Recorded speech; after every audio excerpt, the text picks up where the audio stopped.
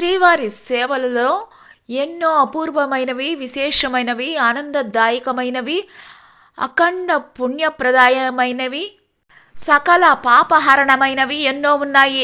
వాటిలో విశిష్టమైనది మంగళవారం స్వామివారికి చేసే అష్టదళ పాద పద్మారాధన సేవ.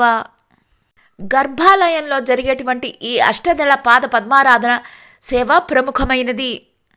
స్వామివారి పాదాలు పద్మాలు, చేతులు పద్మాలు, స్వామివారి ముఖము పద్మము, స్వామివారి యొక్క నేత్రాలు పద్మదళాయ నేత్రాలు, పద్మంలో ఉండేటువంటి లక్ష్మీ అమ్మవారు, ఈ విధంగా సమస్తము పద్మమయమే. ప్రతిరోజు స్వామివారికి ఏకాంతంగా పరమ పవిత్రమైన తులసి దళాలతోటి అర్చన జరుగుతుంది.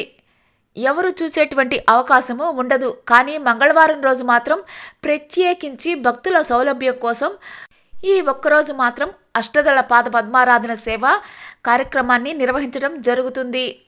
శ్రీ స్వామివారి అష్టోత్తర శతనామాలను ఉచ్చరిస్తూ స్వామివారి పాదాలకు అర్చన ప్రారంభిస్తారు. మూల విరాట్టుకు అర్చన పూర్తయిన తర్వాత అమ్మవార్లు లక్ష్మీదేవి, పద్మావతీదేవికి అర్చన చేస్తారు. తిరుమలలో శ్రీవారికి ప్రతి మంగళవారం జరిగే అష్టదళ పాద పద్మారాధన సేవ ఇది రెండో అర్చన. 108 సువర్ణ పద్మాలతోటి శ్రీవారిని అర్చించటం ఈ సేవలోని విశేషం. భక్తులు దీనిని ఆర్జిత సేవగా జరుపుకోవచ్చు. సహస్రనామార్చనలో 1008 నామాలకు ప్రాధాన్యం, అష్టోత్తరంలో 108 నామాలకు ప్రాధాన్యత. ఈ అష్టోత్తరం మామూలుగా మనకు లభించే శ్రీ వెంకటేశ్వర అష్టోత్తరం కాదు. ఇది బ్రహ్మాండ పురాణం అంతర్గతంగా స్వామివారికి బ్రహ్మదేవుని చేత చెప్పబడింది. మామూలు అష్టోత్తరానికి దీనికి తేడా ఉంది.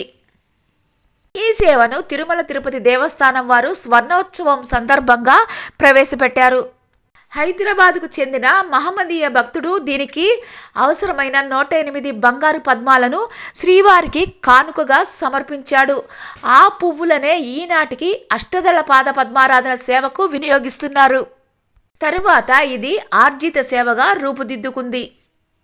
ఒకప్పుడు టీటీడీ ఈవోగా పనిచేసిన శ్రీ పివి.ఆర్కే ప్రసాదరావు గారికి ఆ ముస్లిం భక్తుడు సమర్పించారు. ఈ సేవకు మగవారు ధోతి తప్పనిసరిగా ధరించాలి, ఆడవారైతే చీర ధరించాలి. ఈ సేవను లక్కీ డిప్గా మాత్రమే బుక్ చేసుకోవాలి. ఈ సేవకు ఎంపిక కాబడిన వారికి SMS మరియు ఈమెయిల్ వస్తుంది. 3 రోజులలో ఆ సైట్లోకి లాగిన్ అయ్యి రుసుమును చెల్లించాలి.